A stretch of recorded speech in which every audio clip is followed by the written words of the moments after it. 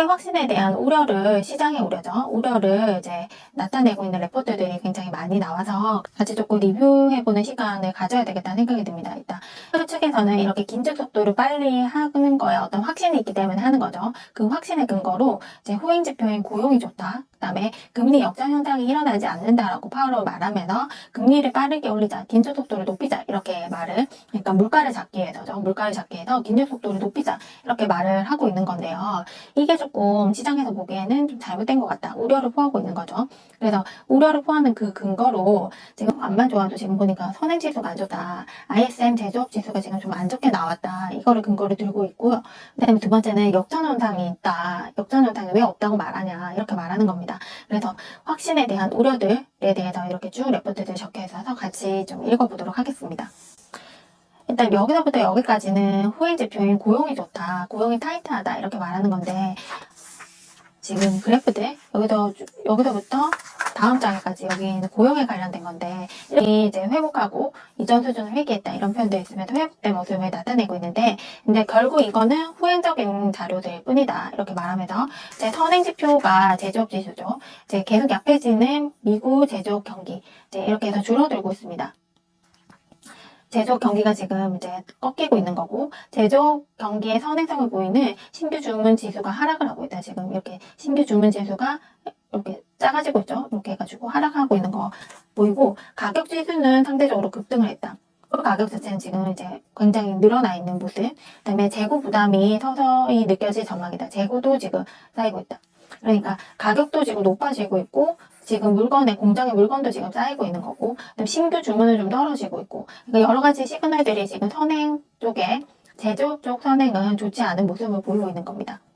여기 읽어보면 후행 지표인 고용만 좋았던 ISM 제조업, 요건 선행 지표죠. 후행 지표 고용만 좋았고 선행 지표는 안 좋았다 이렇게 말합니다. 가격이 상승하고 재고가 증가하며 향후 수요가 낮아질 수 있고, 이미 제조업 경기가 약화시키는 요인일 것. 경기 확장세가 이어지고 있다는 평가에 미국 주요 주가 지수는 상승했다. 그러나 경기 확장세가 막빠질 수도 있다는 우려를 반영해서 경기 방어 업종은 강세를 띄었다. 그래서 경기 방어 업종들이 강세를 띄어서 이제 주가 지수가 올랐다 이렇게 말을 하는 겁니다.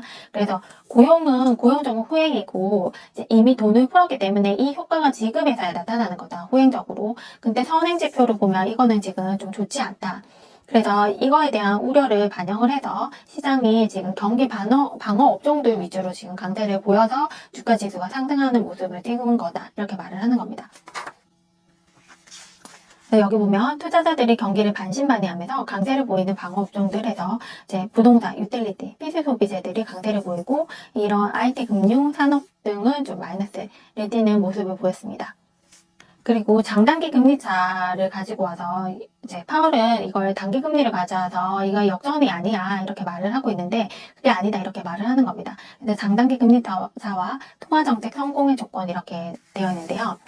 이거를 이제 10년에서 2년 금리, 이걸 가져와서 보통은 금리 역전을 말하는데, 이거는 이 지표는 이미 역전이 됐죠. 그런데 이게 아니다. 우리는 10년에서 3개월 금리를 봐야 된다 이렇게 말했죠. 그래서 2년물이 아닌 3개월 금리를 가지고 와서 이게 지금 확장하고 있어, 확대되고 있으니까 괜찮아 이렇게 말을 한 겁니다. 그런데 이게 잘못했어 이렇게 말을 하는 거죠.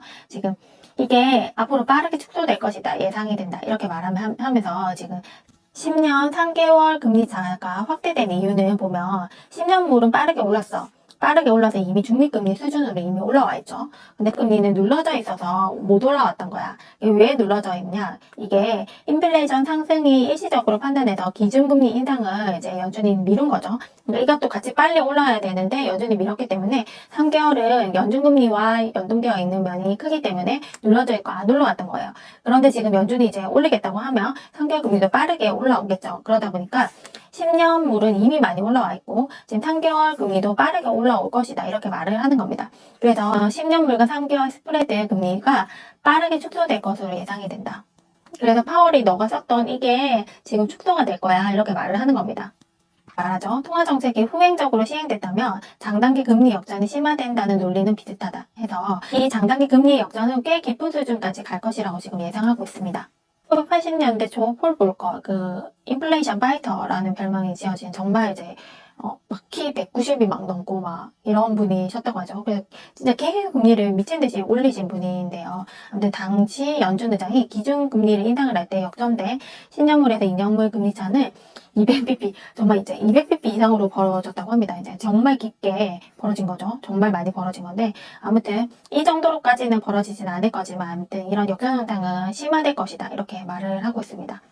역전 현상이 있을 때 이제 연준이 연착륙을 하려면 강한 수요가 뒷받침되어야지 연착륙이 된다 해서, 과거에 이제 연착륙이 이루었던 그 경험들이 한 세 가지를 제시하면서, 이럴 때 보통 이제 전쟁이 있어가지고 재정 지출을 엄청나게 확대했던 시기였던 겁니다. 그래서 이런 강한 수요가 뒷받침돼야지 연착륙이 이루어지는 건데, 지금은 전쟁이 없죠. 이제 이런 뭐 베트남 전쟁 이런 거 없으니까 이게 연착륙이 될지 의문이다, 이렇게 말하고 있습니다.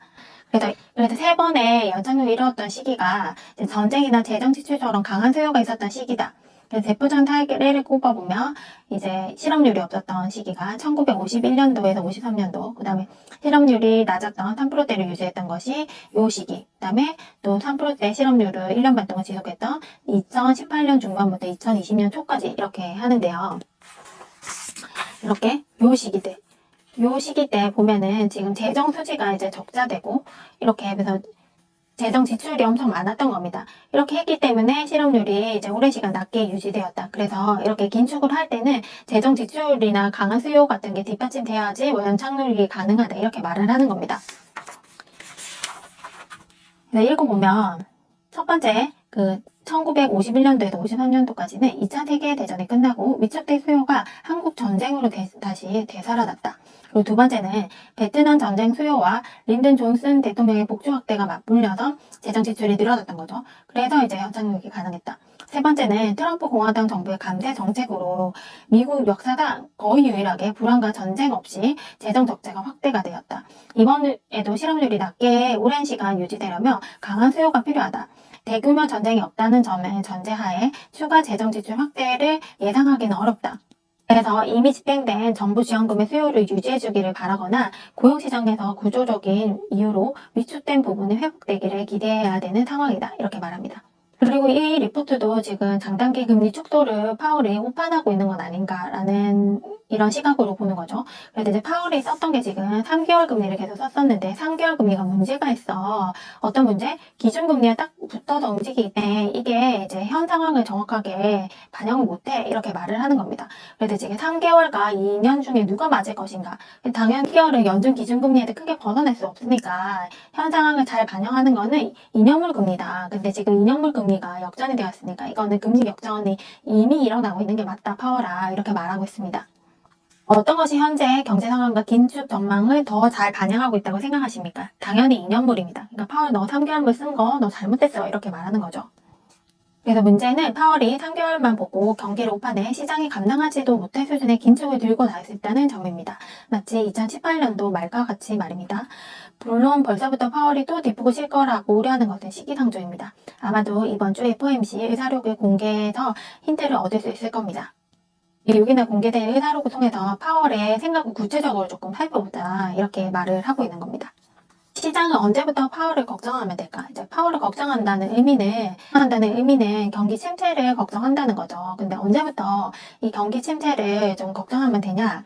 근데 일단은 상반기 때는 걱정하지 마, 이렇게 말하는 거죠. 왜냐면 지금 이미 9.5의 금리 인상을 그 시장은 반영하고 있다. 근데 이 9.5의 금리 인상은 그거는 2.5의 50bp 인상을 내포를 하고도 지금 3월 FOMC 점도표보다 3.5회나 더 많은 것이다. 이미 많은 긴축을 시장은 반영을 하고 있기 때문에 상반기는 괜찮아, 이렇게 말을 하는 겁니다. 하반기는 좀 다르다. 하반기에는 만약에 가을쯤에 경기 사이클에 반등 조직이 나타난다면 안심해도 된다. 근데 이 반등이 보인다는 의미는 시장이 연준 긴축을 크게 두려워하지 않는다는 말이니까 걱정하지 않아도 된다. 그래서 결국 하반기에 경기 사이클이 중요해질 것이라는 생각이 든다, 이렇게 말합니다. 하반기 때 경기 반등 조짐이 보인다 그러면 굿이고, 경기 반등 조짐이 안 보인다 그러면은 침체로까지 이어지는 거 아닌지 그때 고민을 해보자, 이렇게 말하고 있습니다. 대표적으로 2분기 중반 봄에 이제 모멘텀, 중국 경기 바닥, 리오프닝 본격화, 물가 고점 등은 아직 가능한 시나리오입니다. 이런 모멘텀이 나와야 올 가을쯤이나 글로벌 경기 사이클 바닥 기대가 고개를 들 수 있을 겁니다. 하반기까지는 희소성 성장에 따라 성장주 전략을 쓸 수 있다는 생각이 든다. 이렇게 말하고 있습니다.